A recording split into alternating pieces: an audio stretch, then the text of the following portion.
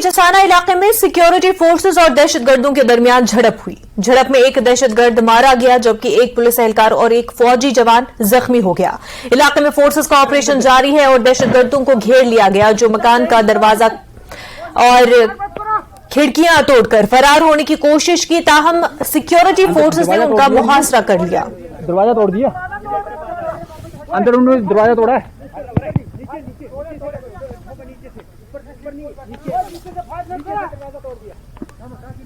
उस साइड वाला दरवाजा टूटा है, वो वाला तोड़ा, अंदर वाला। हाँ हाँ